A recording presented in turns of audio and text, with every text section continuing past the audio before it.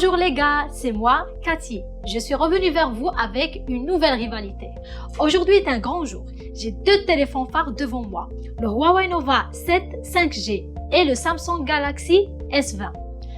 Commençons. Premièrement, le Huawei Nova 7 5G est doté de la 5e génération, comme le porte son nom.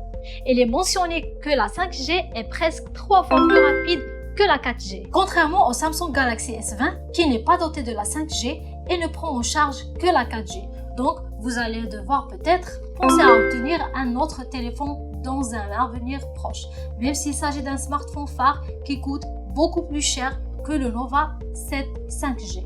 En ce qui concerne la caméra, le Nova 7 est doté de 4 caméras, tandis que le S20 est doté de seulement 3 caméras. Le Nova 7 a également un appareil photo principal de 64 mégapixels.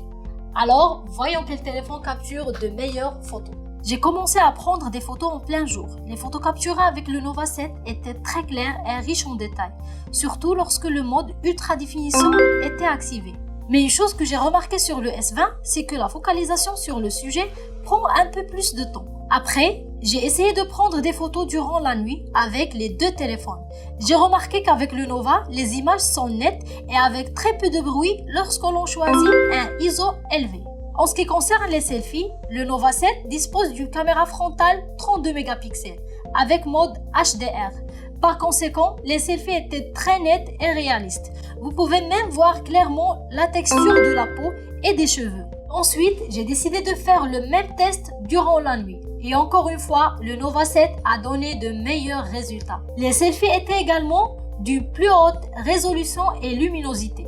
Après cela, j'ai testé la stabilisation vidéo et j'ai vu que les vidéos Nova étaient plus stables.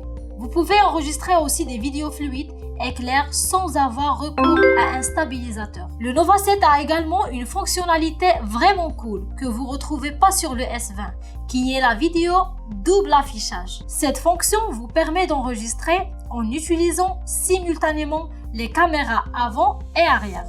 Huawei Nova 7 possède également un processeur phare appelé Kirin 985. Pour le tester, nous avons ouvert 20 applications sur les deux téléphones et nous avons remarqué que le Nova ouvrait les applications plus rapidement. Et lorsque vous jouez à des jeux sur le Nova, vous pouvez clairement voir que les jeux se chargent plus rapidement et ne tardent pas. Le Nova se charge très rapidement avec une supercharge de 40 watts, alors que le S20 se charge toujours avec un chargeur de 25 watts. Comme vous pouvez le voir, le Nova 7 se charge plus rapidement.